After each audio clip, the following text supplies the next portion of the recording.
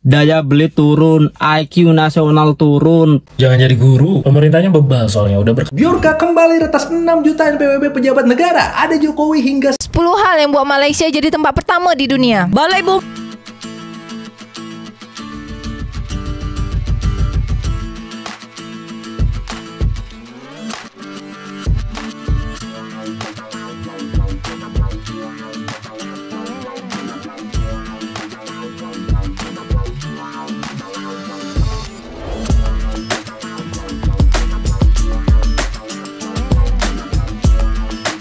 Assalamualaikum warahmatullahi wabarakatuh. Berjumpa kembali dengan Romlia Pratama. Teman-teman sahabatku semuanya, gimana kabar kalian? Mudah-mudahan kalian semuanya baik-baik saja beserta keluarganya di sana. Teman-teman sahabatku, buat kalian yang baru gabung, yang baru nonton video ini, silahkan di subscribe dulu, di like dan di komen guys. Buat teman-teman sahabatku yang udah dukung support channel ini, terima kasih. Mudah-mudahan kalian semuanya diberikan keberkahan umur, keberkahan rezeki, dimudahkan segala urusannya, baik urusan dunia maupun urusan akhirat. Amin ya rabbal alamin. Teman-teman sahabatku semuanya, ini guys, ada beberapa video yang sangat menarik untuk kita reaction guys. Gimana videonya? Ini dia guys. Ini dia guys. Daya beli turun, IQ nasional turun, pajak segala macam PPN dinaikin, BBM naik, harga beras naik, harga pangan naik, rupiah ndelosor, indeks demokrasi turun. Zaman Soeharto kita punya teknologi canggih pesawat, sekarang kita ngutang buat beli kereta cepat punya Cina pula dan terancam di sita leasing lagi. Terus majunya di mana? Majunya di mana? Gokil, gokil. Anak abah lagi. Jadi ini buat kalian yang nanyain ya. yang nanyain sama yang mengkritik, karena banyak yang mengkritik ya, banyak juga teman-teman kita yang mengkritik itu, baik itu yang ada di Indonesia, baik itu ada yang ada di luar negeri gitu, yang ada di perantauan itu, yang mengkritik pemerintah itu, yang banyak yang nanyain dari buzzer-buzzernya pemerintah ini. Apa sih yang kurang maju dari Indonesia katanya? Apa sih yang kurang dari Indonesia? Kalian gak lihat gitu. Ini yang gue lihat, ini yang kita lihat guys. Jadi kita mengkritik itu untuk membangun sebenarnya, untuk mengimbangi itu, mengimbangi buzzer-buzzer yang selalu kerjanya ya cuma cari kesalahan negara orang, hanya ya gitulah kerjaannya gitu. Malah kita yang dibilang menjilat lah gitulah. Aduh, kok nggak mikir gitu ya.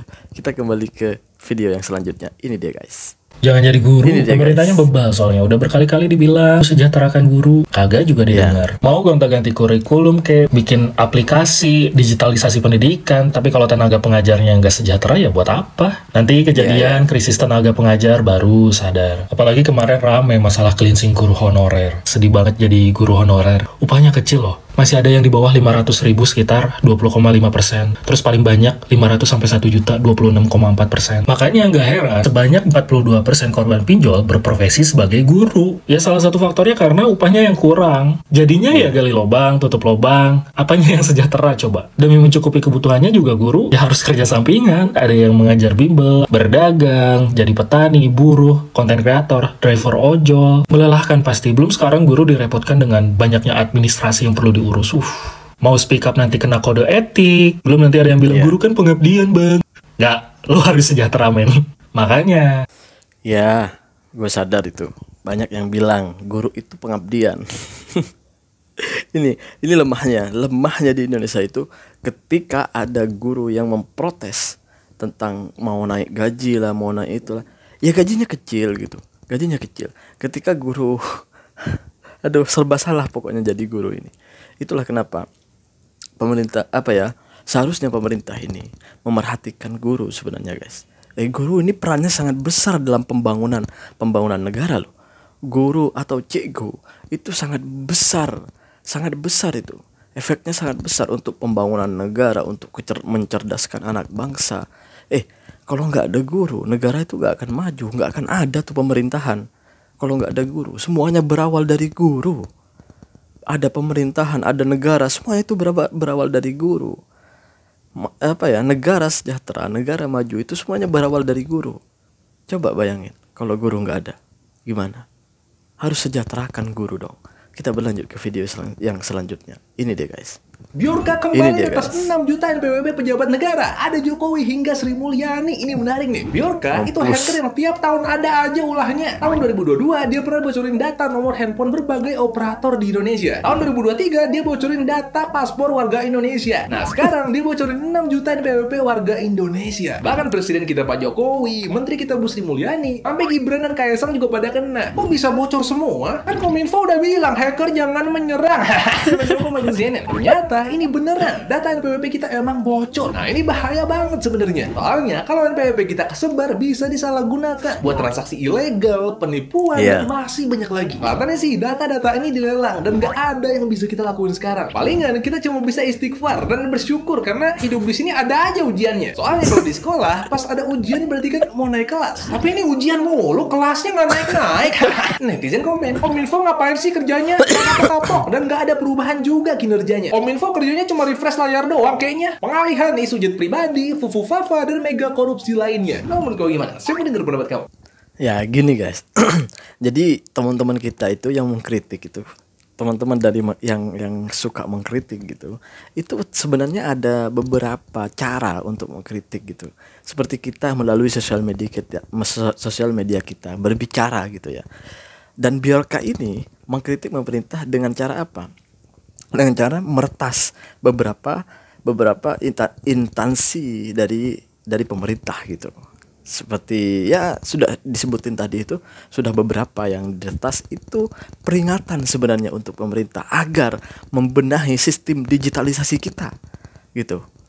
Kalau pemerintah melek dan mendengar itu semuanya, pasti ya seharusnya pemerintah harus membenahi itu semuanya. Kekurangan-kekurangan itu harus dibenahi. Ini salah satu bentuk juga kritik, salah satu bentuk kritik juga dari Biorka gitu, yang menamakan Biorka ini gitu. Itu salah satu bentuk kritik juga gitu. Jadi jangan abaikan kritik itu, karena kritik itu penting untuk pembangunan negara, untuk kemajuan sebuah negara gitu guys. Jadi yang membenci kritik itu jangan-jangan itu yang tidak cinta dengan tanah air. Perlu dikoreksi, perlu diingat itu guys. Oke, kita berlanjut ke video yang selanjutnya. Ini dia guys. 10 hal yang buat Malaysia jadi tempat pertama di dunia. Balai bomba kat Malaysia ni balai bomba yang tertinggi kat dunia. Pejabat bomba tak? Aku rasa lah cuy. Jadi kalau korang orang Malaysia, coba korang komen dekat bawah. Lokasi tumbuhan paya bakau terbanyak di dunia. Terowongan lebuh raya dwi fungsi pertama di dunia. Lebuh raya tu kalau misalkan Indonesia jalan tol. Dokumentasi hewan pertama di dunia direkam di Sabah, Malaysia. Tabung haji lancar kad debit Mastercard tu bukan perbankan pertama di dunia. Negara pertama di dunia yang menggunakan paspor biometrik. Brand makan Mary Brown sebagai fast food halal terbesar di dunia. Sabah, Malaysia tu menjadi tempat perlindungan orang hutan pertama di dunia. KLIA jadi bandara pertama di dunia yang mempunyai hutan. Bukit Bendera di Pulau Pinang itu tercatat sebagai terowongan paling curam di dunia. Pulau Batam Indonesia. pada Singapura, Malaysia. Oh, selat Singapura beda. Selat tersibuk di dunia sejak zaman Hang Tuah. Wow. Ini bagus ini. Ini berita yang sangat bagus. Jadi penambahan pengetahuan untuk kita sebenarnya.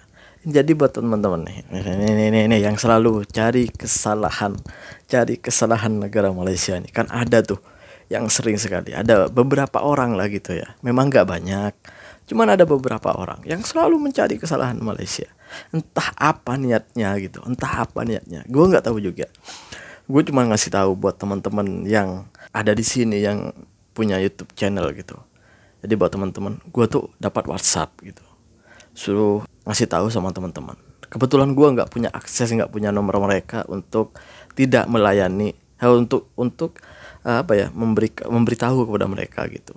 Jadi gue kasih tahu di sini aja, mudah-mudahan mereka yang punya channel YouTube gitu, yang selalu layan itu siapa, misteri gitu, atau siapapun itu, banyak lagi dari konten kreator yang dilayan sama teman-teman kita itu mohon maaf teman-teman, jangan dilayan, karena kalau semakin mereka dilayan semakin menjadi-jadi ya. Untuk yang berkomentar di TikToknya misteri atau siapapun itu, jangan dikomen lah gitu. Walaupun dia mau buat konten apapun, jangan dikomen, karena semakin dikomen dia akan semakin panjang, dan data-data atau fakta-fakta yang Kokor ini kasih gitu, ketika membalas komentar dari orang atau membuat video itu semuanya fatal.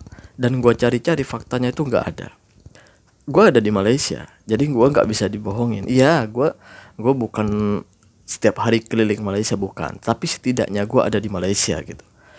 Ketimbang orang yang ada di Indonesia lalu mencari kesalahan Malaysia, itu sangat mohon maaf, itu sangat bodoh gitu. Itu sangat bodoh. Kenapa gue bilang bodoh? Orang-orangnya di Indonesia dan gak pernah datang ke Malaysia. Dari mana mereka akan tahu bahwa Malaysia itu seperti itu?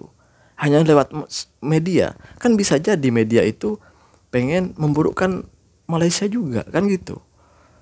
Intinya gini guys, intinya gini.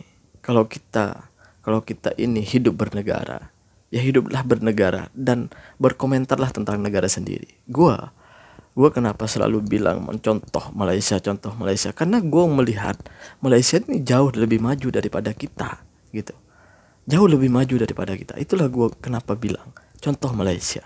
Ini salah satu bentuk kritikku untuk negaraku gitu. Gue nggak akan biarkan negaraku itu terlarut dalam kemiskinan, terlarut dalam ketidakmajuan gitu. Gue ingin maju negaraku. Sebenarnya gak ada tuh perantau-perantau yang ingin merantau ke luar negeri. Pengennya mereka, saya pengennya hidup di negara sendiri sebenarnya guys. Gak ada cita-cita itu untuk merantau, gak ada. Tanyain tuh sama anak-anak yang sekolah sekarang tuh. Gak ada yang punya cita-cita untuk merantau. Cita-cita mereka paling gak jadi polisi, jadi bisnis, jadi pengusaha, jadi ini, jadi itu. Gak ada yang mau jadi perantau ini sebenarnya. Kita pengen maju negara kita gitu. Entah kalian, gue bingung sama orang-orang yang selalu mencari kesalahan negara orang itu. Maunya apa untuk Indonesia gitu. Terima kasih buat semuanya. Assalamualaikum warahmatullahi wabarakatuh. Jangan lupa sholawat guys.